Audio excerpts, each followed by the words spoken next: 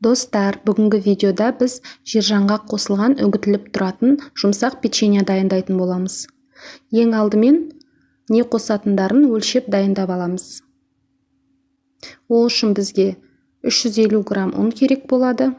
Міндетті түрде ситодан өткізілген.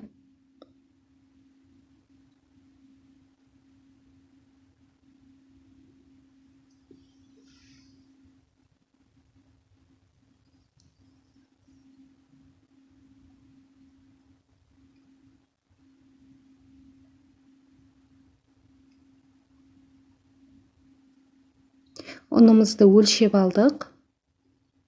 Ал енді сары майымызды өлшейтін боламыз.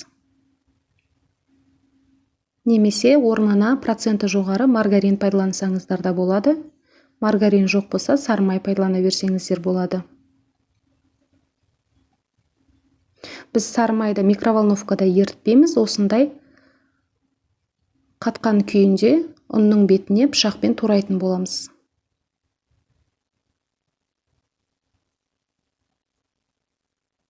Таза құрғақ ыдысымызды алып, ұнымызды салып, жаңағы айтқандай пышақпен майымызды майлап турап шығамыз. Егер біз осылай майды турап араластыратын болсақ, біздің печеньеміз үгітілмелі, әдемі болып шығады. Енді екеуін жақсылап біркелкі араластырып аламыз. Майды шіле езудің қажеті жоқ. Біркелкі болып араласқаннан кейін 2 дана жұмыртқамызды аламыз.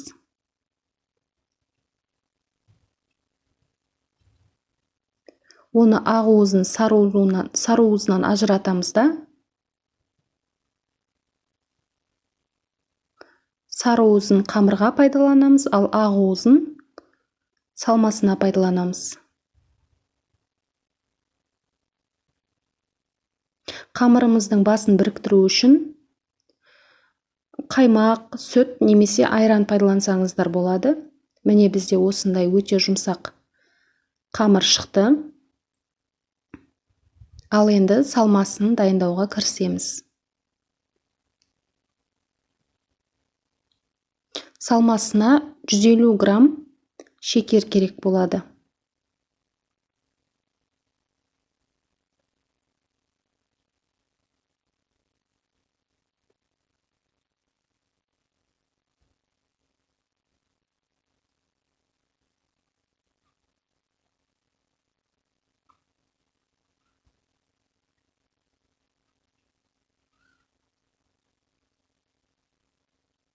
Содан соң 150 немесе 200 грамм жер жаңғағы керек болады.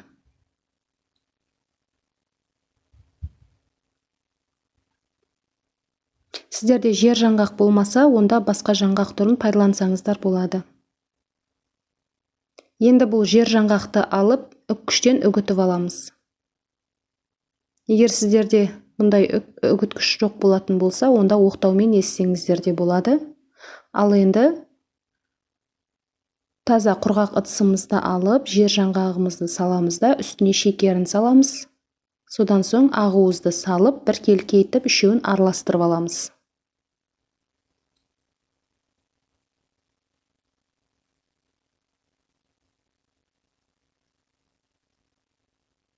Міне біздің салмамыз дайын болды.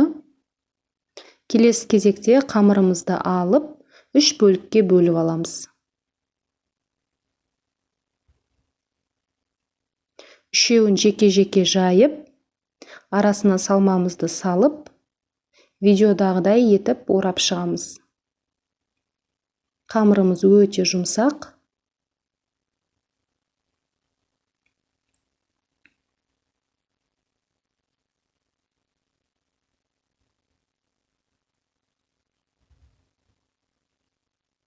Енді осы дайын болған печеньемізді бетіне ештеңке жақпай-ақ 180 градуста қызарғанша 15-20 минут пісіріп аласыздар. Мінекей осындай үгітіліп тұратын печеньеміз дайын болды. Сіздер де жасап көріңіздер. Кешкі шайға Өте дәмді печеньямыз дайын болды. Ешқандай қиындығы жоқ. Үйде барып азық-түлікпен жасай саласыздар. Ас болсын.